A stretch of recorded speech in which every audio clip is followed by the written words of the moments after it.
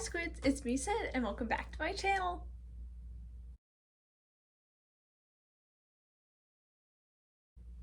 So, today we are going to be going over the 19 books that I read in September.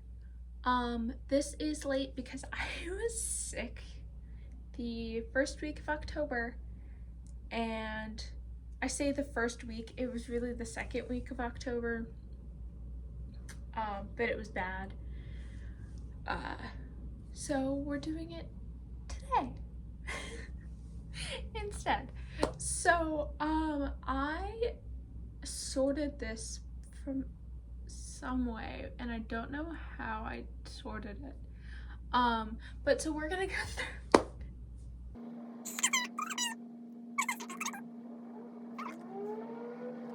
It's by the author. It's by the author. So this is not the order I read this in. Alright, so first we have Rock, Paper, Scissors by Alice Feeney. This is a thriller, and I read it as an audiobook, so I listened to it, and I rated this 3 stars. So this book is about a young couple who goes up to Scotland for the weekend to try to help to save their marriage. While they're there, some things start going weird, going wrong, and things happen. I didn't really like it. It was okay. I liked the twist at the end. I thought that was really well done. But I thought the overall premise of the book was kind of bad. I mean, I liked that it I guess I kind of liked that it went back and forth between time. You know, so you get to see the descent of this relationship. But I didn't really care for either of the characters. I thought they were both kind of boring. I did listen to it as an audiobook though, so I did find out that the male narrator is an actor, and I will listen to more audiobooks from him. I thought the female was really bad though, so there you go. But yeah, it wasn't my favorite thriller ever. It was just okay. It kept my attention for what it was. It didn't make me hang off my seat wanting to know what happened, I guess is the best way to put that. Next we have the My Pop Kidnapping by C.M. Cerisi. This is a mystery. I read this as a physical book, and I rated it 4 out of 5 stars. So this book is about a young girl who lives in this very, very, very small town, and things start to go wrong when her tutor is kidnapped. This story is kind of crazy, not only because the kids in it are kids, they wouldn't be in high school or anything. They're pretty young, trying to solve this kidnapping, and knowing that someone out there could have taken and hurt somebody that they knew. Instead of being scared, they're oh, we're gonna go off by ourselves to try and figure it out, which whatever. But they don't read young sheltered kids, and there's not a lot of reminders throughout the book that they are young, so it's kind of okay. It was just kind of weird the way that all played out, and it just kept getting wilder and wilder and wilder with some of the plot points, I suppose. It's really strange. The characters are fine and the plot is pretty good, actually. It's just the way that the author was trying to write things through such a sheltered point of view made it a little weird, because there's things that you like would recognize as something else, but the author or the narrator doesn't write it as such, because it's like, oh, our main character is too naive to like know what that means. And it's like, well, sure, but also that's kind of weird, you know.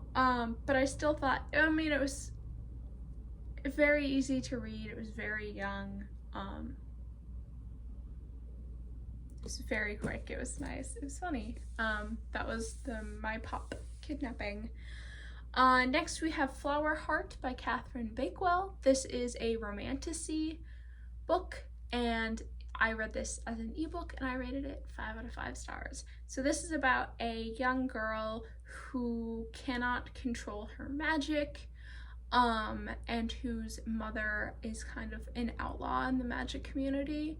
And people in the magic community has been trying to teach her to control her magic, but she is getting to the point where she is going to be too old to not be able to control her magic. So they are going to explore other options, which include taking away her magic. And she gets upset and something happens to her father, so now she has to work together with her old childhood friend to try to help to save her father. It was such a cute little book.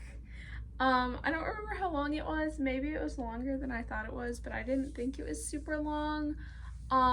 It did talk about some pretty heavy topics, especially family and like expectations and what being blood really means to like who you are as like a family and stuff.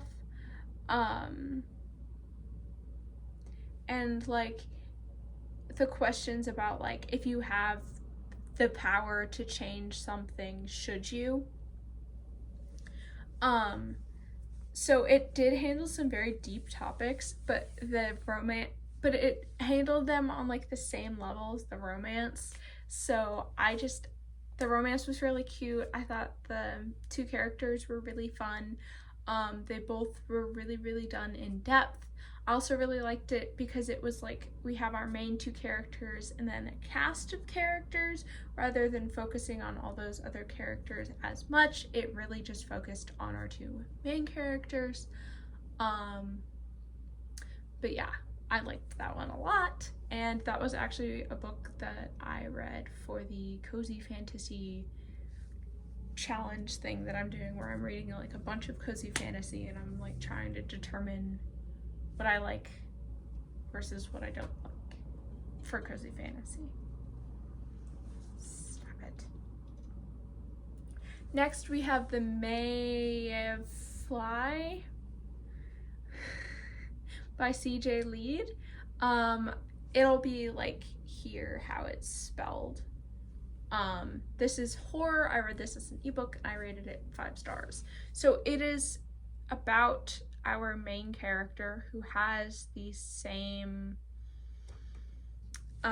name as the title, and I do not, so it's here.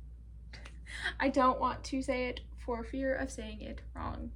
And her life is falling apart, and it just shows her trying to keep her life together while it's falling apart.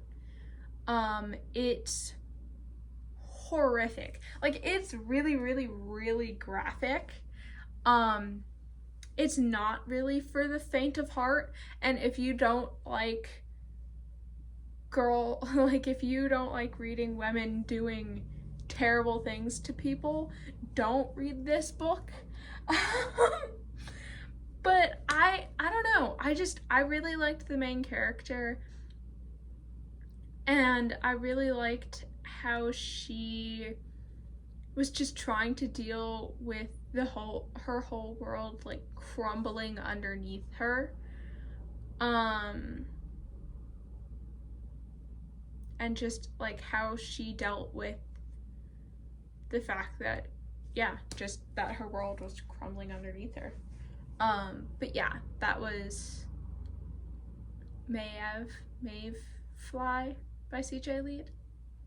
Next, I read The House with a Clock in Its Walls by John Bellairs. This is a fantasy, and I read this as an ebook, and I rated this 5 stars. So this is about a young boy who goes to live with his uncle after his parents die, and his uncle lives in this weird little house, and his uncle and the uncle's neighbor are both magic.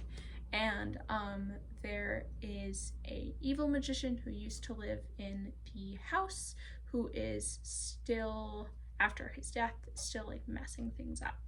This was also a movie. I thought that the movie was better in a way because it dealt more with the loss that the main character felt and the loneliness, whereas the book doesn't dive as much into that. The movie also shows more about like the old magician and like why he went crazy and stuff like that, and the book really doesn't go into anything like that. But it's a cute little fantasy story. I mean, it was really cute, it was really sweet, it was really quick. It had pictures, I think. In the copy I read, it had pictures. It was cute.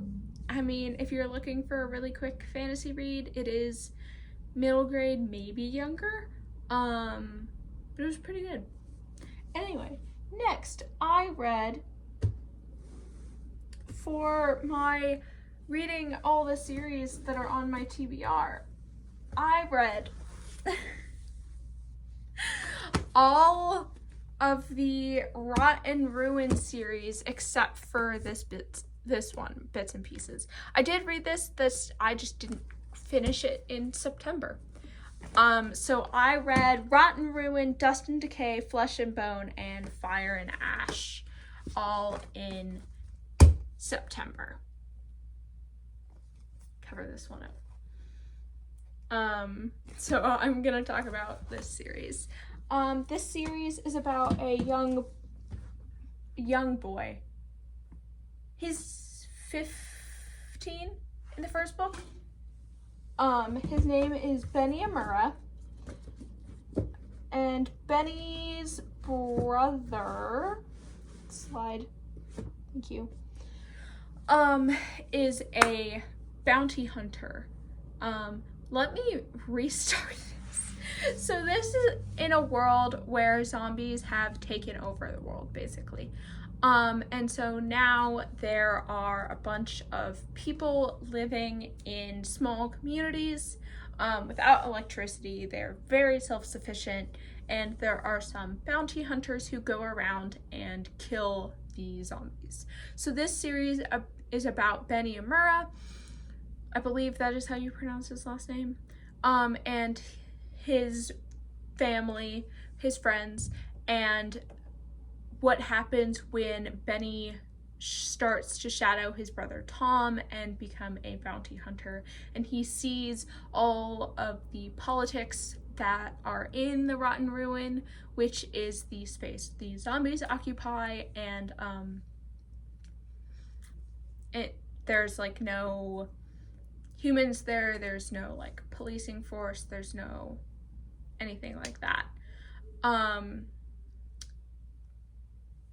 Oh yeah, this book really talks a lot about politics, loss, what it means to be a human being, good, evil, religion even, and like what like it means to be a human being who is working for the government. This series I thought was really, really good.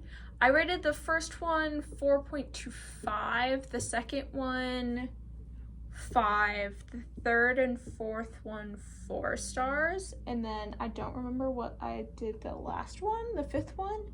So it isn't only a 4-book series. That Bits and Pieces one is like a compilation of short stories that Jonathan Maberry wrote in the universe. So it's just the 4 books: Rot and Ruin, Dust and Decay, Flesh and Bone, and Fire and Ash.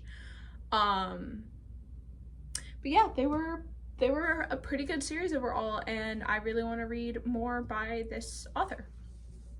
Next, I read Sideways Stories from Wayside School by Louis Satcher. This is a fantasy book. I read it as an ebook, and I rated this 5 stars. This is a book for my youth. It is for elementary school kids.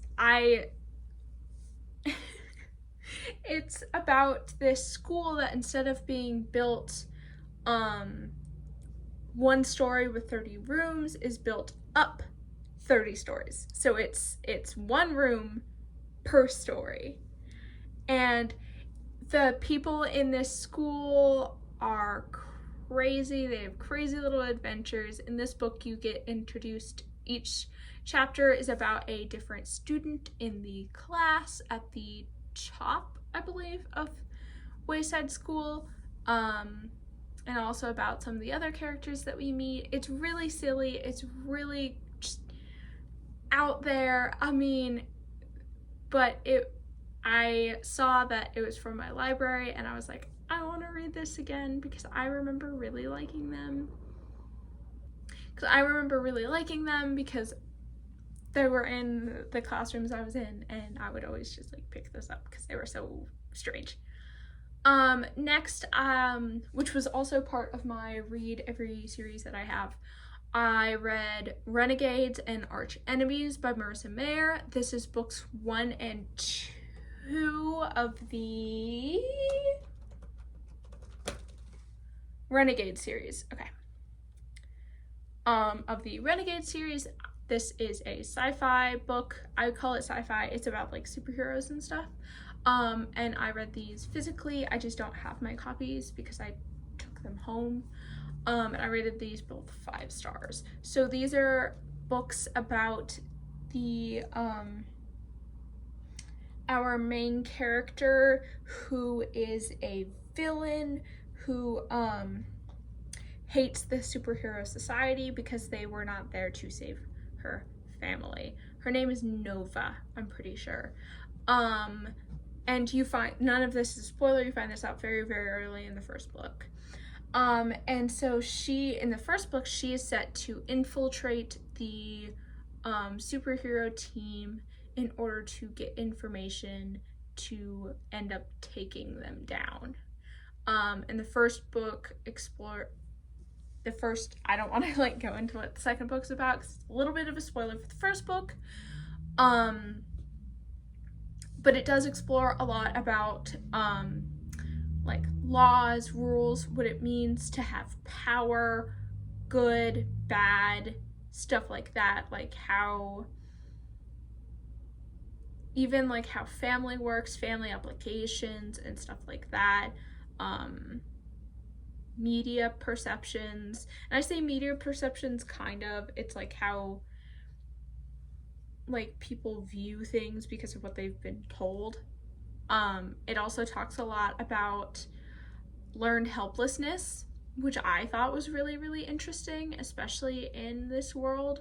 I love Marissa Mayer. I cannot wait to read the 3rd one, which I know is out and has been for a while, but I have so many. I'll get there eventually, I promise. But that was the Renegades books 1 and 2 by Marissa Mayer. Next, I read The Undertaking of Heart and Mercy by Megan Bannon. This is romantasy. I read it as an ebook and I rated this 3 out of 5 stars. So this book is about Mercy, who is a undertaker, and Hart, who is a, I don't remember what they're called, but like, it's kind of like a soldier, I guess. This world is really, really complicated, and we do not get enough information about it. The world building is really, really bad. And I say that because we get the information about the world as it is in the purview of Hart and Mercy's story. And then we get like little sprinkles of like what made it that way, but literally pretty much nothing else. And so I was very confused a lot of the time. And then at the very end, it felt like the author was just like, oh, someone told me this was confusing, so now I have to like lore dump and explain it, instead of like putting it through all the way and like explaining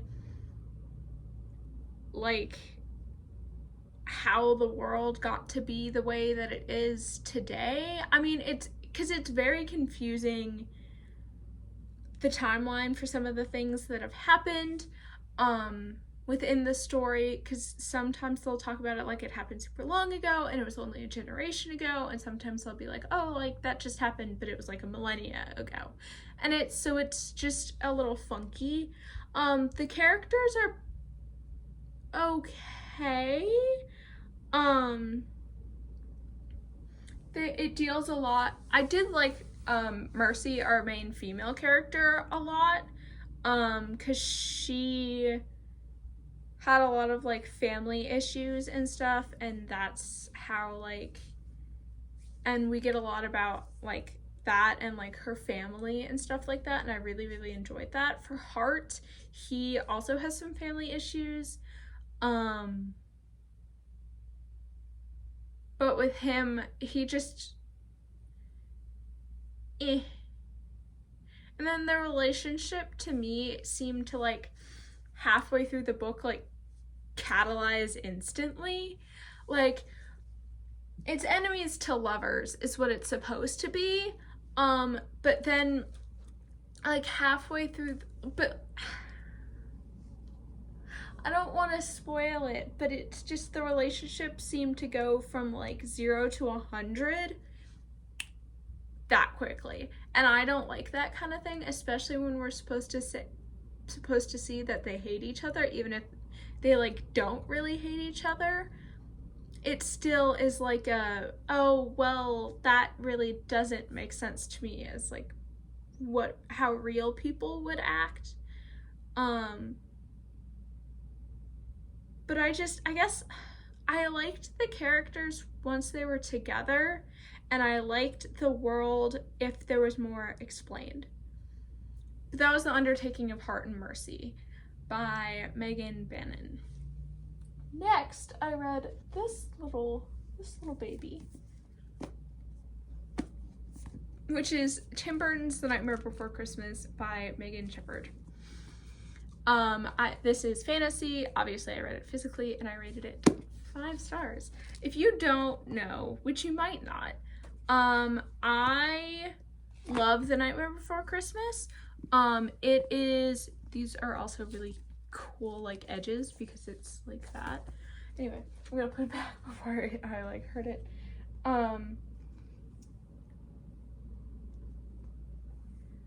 I love The Nightmare Before Christmas. It is one of my all-time favorite movies. Yeah,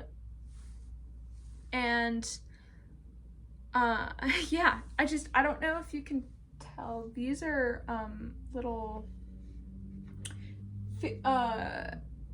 Nightmare Before Christmas figurines that I have. I love Nightmare Before Christmas, so when I saw that in the store, I picked it up and I read it immediately. It is basically a 1-for-1 of the movie, but I love the movie and I didn't really care, so 5 stars.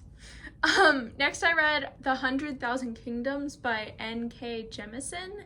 This is fantasy. I read it physically and I rated it 1.5 stars. So this book was pushed to me as a book where our main character doesn't know that she is the daughter of, or she's like the heir to the throne. And so when she gets called to the Mid Kingdom and told, she like has to go through all of this political intrigue and like try not to get killed before the ascension, before like the coronation. And like it's the king pits the three heirs against each other. That's not what this is. The main character knows who her mom is beforehand when she goes to the king. And the king is like, hey, yeah, you're gonna be fighting with the heirs. And she's like, okay. But then the whole time she's there, she doesn't care. This is going to be a spoilered review because I hated this book. The main character didn't seem to care whatsoever about the throne. The gods that there was like a war with the gods and they were captured and put in human bodies, but they still have godlike powers. And one of them is apparently very horny because he sleeps with his children.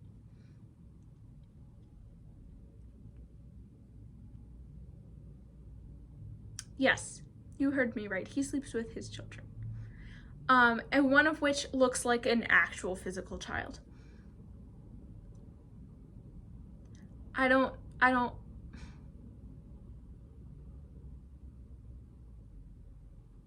understand. I mean, it was just, it kept pushing in your face, like the incest and the sexual abuse that these gods go through, and like the sexual abuse of a minor, even though they say like, oh, he's not a minor, but they push the fact that he looks and basically is a child. It was gross. It was disgusting. I finished it and the ending was also super unsatisfying. I thought the ending was really stupid. I had heard N.K. Jemisin has supposedly written some really good books, like the 5th season. I will not be reading that because if that is the way that this author uses relationships and sexual content in a book, that is just not my vibe. And I will be skipping any future books by that author. That was The 100,000 Kingdoms. Next is The Witch and the Tsar, by Elisa Selnikova Gilmore. This is fantasy. I read this as an ebook and I rated this 3 stars. So this is about Baba Yaga and basically her journey with the Russian Revolution, kind of. It's not really the Russian Revolution, but it is like Russia getting its beginnings and starting to like fight back against other people and trying to get more land. I thought this book was okay. I really liked Baba Yaga in the first, maybe 4th, and then the middle most of the book, 2/4, half, I guess, of the book, she just stopped feeling like such a strong character. And then the end, she got it back, but it was almost 500 pages and it was very slow and it felt like there was a lot of stuff that didn't need to be in there. The discussion of like the magic and the gods and all of that was really, really interesting, which is why I ended up rating it 3 stars. I just felt like the characters and the characterization of some of the characters didn't make a whole lot of sense from what we had previously seen of the characters, if that made sense. So like the characters were a little funky. Next, I read The Hojin Murders by Shishi Yokomizo. It's a mystery. I read it as a physical book, and I rated that 4 stars. So this is a book about this pair of murders that happens. This is translated from Japanese. I have the second book here that I'm gonna read. I haven't started it yet, but they're like old school mysteries. So this one is about a pair of murders that happened and no one can seem to find the culprit, and then our main detective comes in and he just like works his magic and solves it. This book was really, really short, which is why I rated it 4 stars, because I felt like the conclusion could have been like drawn out more, and like, I don't know, like I just wanted it to be drawn out a little more to make it a bit more suspenseful, a bit more just juicy, I guess, because it very much read like one of those like Knives Out, Glass Onion, Hercule Poirot type books or movies, you know what I mean? Like the detective knows, but like we don't, you know? It was very cool, and I very much like it, and I definitely want to keep reading books from this author. But that was The Hojin Murders. Next, I read A Flicker in the Dark by Stacey Willingham. This was a thriller. I read it as an ebook, and I rated it 3.75 stars. This book is about a young girl, again with the young girl. She's a woman. She is a PhD psychiatrist.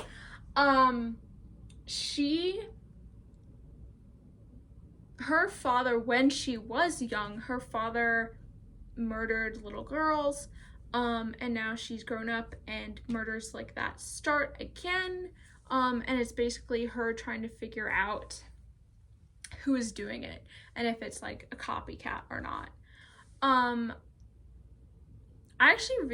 I liked this book a lot, except for the fact that the main character never seemed to learn anything throughout the whole book, and she doesn't need to, like, a character doesn't need to have that, like, that revelation. I realize it's got folded at some point.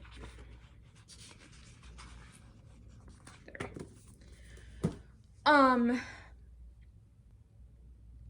The main character didn't need to grow, but it felt like the main character said that she was growing and like she wouldn't let things happen, but she never really did grow, and it was just really boring to read about her making the same mistakes over and over and over and over and over and over again. I didn't see the twist coming, so there was that, and I liked the twist. But I think it was more of a case of I liked the plot a lot better than I liked the characters. And then finally we have Falling by T.J. Newman. This is a thriller. I read it physically and I rated it 5 stars. This is about a pilot whose family gets kidnapped and he is told he has to crash the plane. This book is really, really interesting because not only is it like a thriller, because like obviously, like, are they gonna get his family back? Is he going to crash the plane? You know, but it also is very, very heavy in a way because it talks a lot about America's involvement in things where it picks and chooses like what it gets involved in, like overseas, especially pertaining to the Middle East. It discusses stuff like that. It discusses like what it means to be good and what it means to be ignorant, and what it means to try your best versus not trying at all. I mean, it was a really, really interesting book, and I really, really, really liked it. And I'd say anyone who really likes thrillers, give this one a try. Even if you don't really like thrillers, but you like live in America, I'd give it a try because I thought it was actually really, really brought up some really, really interesting topics about like America and like how we are as Americans. Anyway, those were the 19 books that I read in September. I read some really good ones. I read one really bad one. Once again, sorry this is late. Got sick, got better, I'm back. So make sure to like and subscribe and hit the little bell for notifications. Comment down below what you thought of any of the books that I read, or you can always recommend any books in there. So I will see you next time. Bye.